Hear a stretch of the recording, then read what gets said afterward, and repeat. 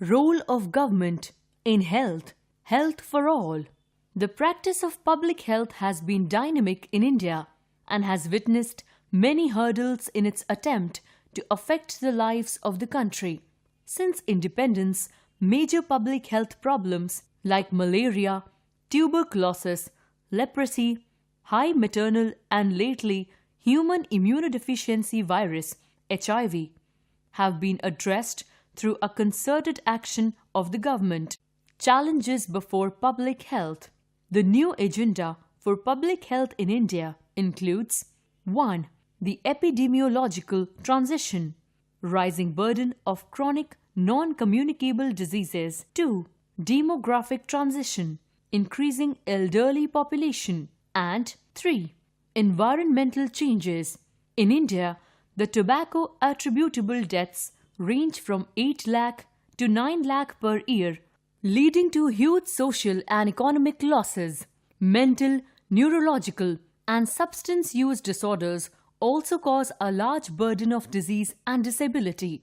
The causes of health inequalities lie in the social, economic, and political mechanism that led to social stratification according to income, education, occupation, and gender and race or ethnicity. Lack of adequate progress on these underlying social determinants of health has been acknowledged as glaring failure of public health. ALMA Health for All. To meet the formidable challenges, there is an urgent call for revitalizing primary health care based on the principles outlined in ALMA in 1974. These principles include universal access and coverage, ground of equity, community participation in defining and implementing health agendas, and intersectoral approaches to health. Attempts to achieve health for all have been carried forward in the form of Millennium Development Goals. Public health is concerned with disease prevention and control at the population level through organized efforts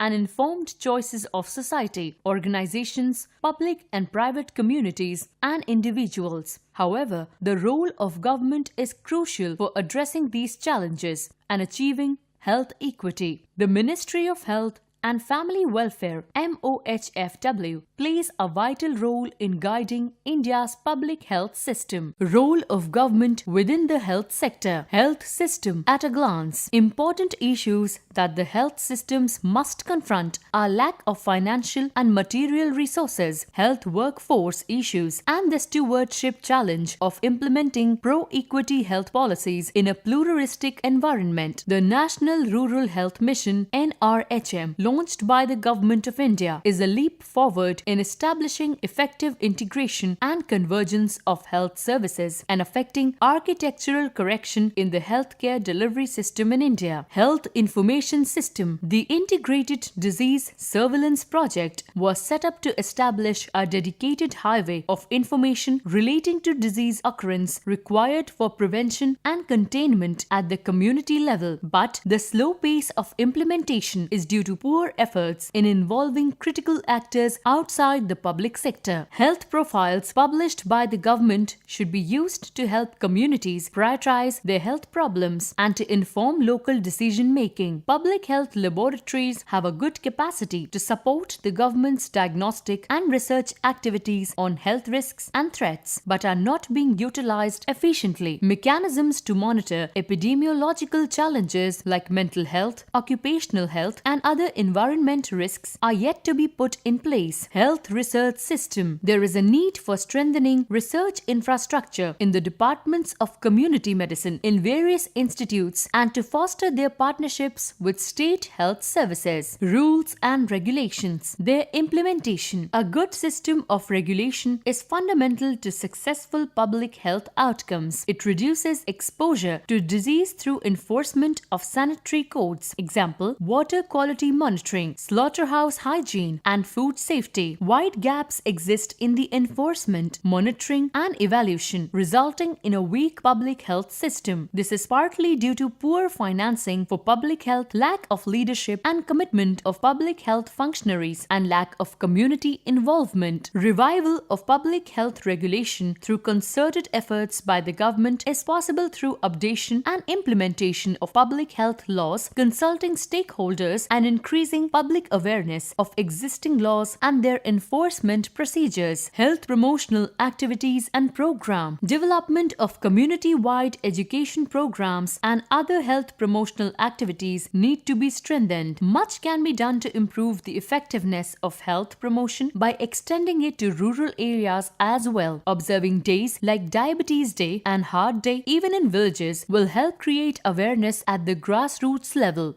Human resource development and capacity building. There are several shortfalls that need to be addressed in the development of human resources for public health services. There is a dire need to establish training facilities for public health specialists, along with identifying the scope for their contribution in the field. The Public Health Foundation of India is a positive step to redress the limited institutional capacity in India by strengthening training, research, and policy development in public health. Pre-service training is essential to train the medical workforce in public health leadership and to impart skills required for the practice of public health. Changes in the undergraduate curriculum are vital for capacity building in emerging issues like geriatric care, adolescent health, and mental health. In-service training for medical officers is essential for imparting management skills and leadership qualities. Equally important is the need to increase the number of paramedical workers